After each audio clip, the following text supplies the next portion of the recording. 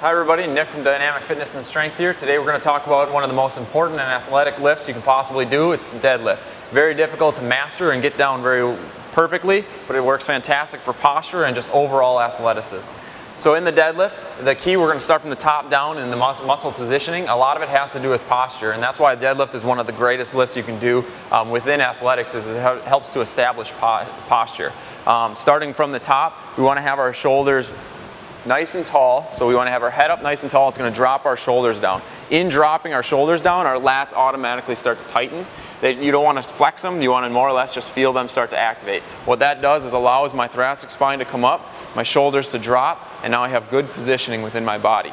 As soon as I have that good top position, now I can start to focus on what the rest of my body is doing. I don't want to fall back on myself when I've got that positioning. So we want to pull those abs in a little bit. Once those abs, lower abs down here, are pulled in, enough to where you can still breathe and move, but you still have them somewhat tight. We want to pull those hips in here. Then you're going to squeeze your glutes a little bit. That positioning gets you in a nice tall body. All you're doing throughout a deadlift is relaxing a muscle group within that position and then contracting it to bring it forward. Okay, so we're going to start with a mid-width. I like to go right about my hip bones, straight down is like about where I like to have my positioning in my feet. Next position we're going to do is make sure you stand up nice and tall. A lot of lifters, when they want to start going into a deadlift, will just immediately grab the bar and start going into it. You want to have your positioning set and then push your body into position where it needs to be, allowing your flexibility to basically determine where you're going to be set, rather than just trying to grab the bar and adjust your body to the positioning. There's different types of deadlifts. Like I said, you can do a sumo style, which is going to be a wide leg. You can go narrow stance, variation in your hands, all that kind of stuff. It's all preference. So there's some coaches that'll say one way is better than the other. It all depends. Sport specific for especially football and a lot of high school sports, you're going to want to stay a little bit more narrower. If you're working on more Olympic lifts and doing a little bit more of overhead stuff, you can get a little bit wider with your hand grip. I want to sit my shins right up to the bar.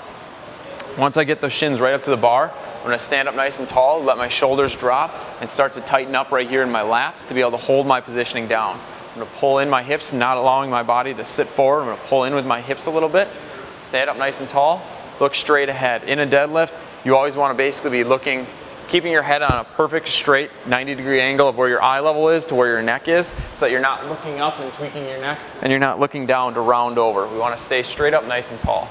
We're going to sit back into a chair. Now, with the difference between a squat position is you literally sit down into the chair. With a deadlift, we basically want to act like we're pushing open a door with our butt. We are a waiter and you have dishes in your hand and you have to open the door by pushing your butt back. That's what you're going to do here. You're just going to get into position, push that door open, and let your hands come down to your knees. Once they're at your knee level, we want them to be almost straight up in front, right where your arms are hanging, with a good position, not letting our shoulders round off. Good position, holding back.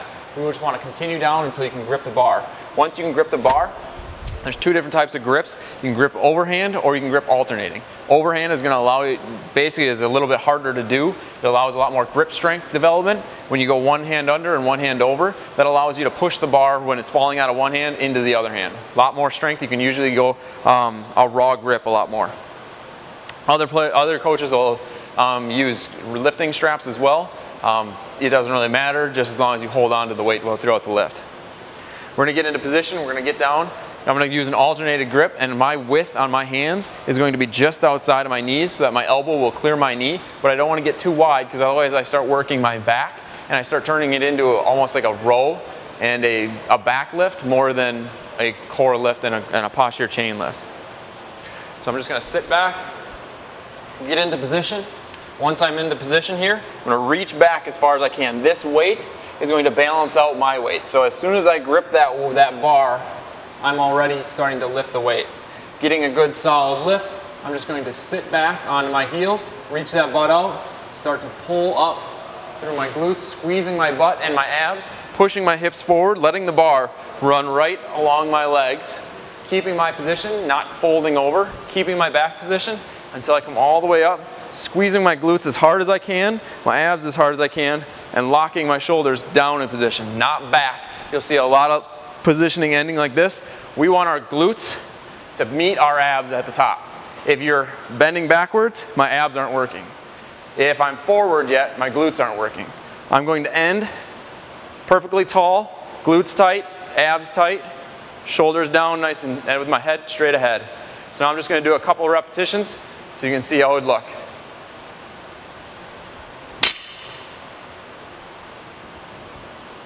You want to remember to breathe out whenever you're doing the work.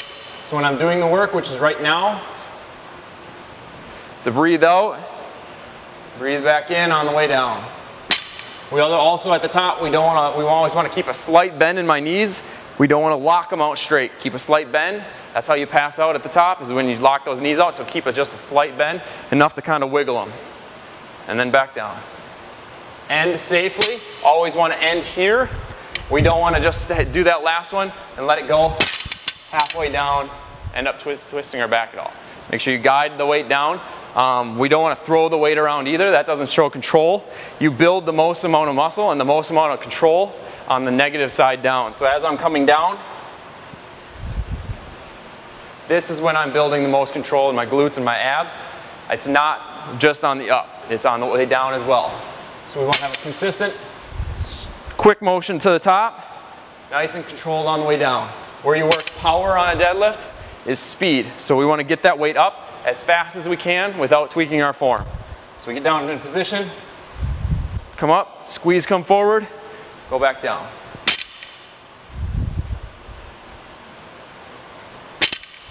And that's your deadlift. For more information on the deadlift or any of the other lifts that we have, you can go to www.mydynamicfitness.com.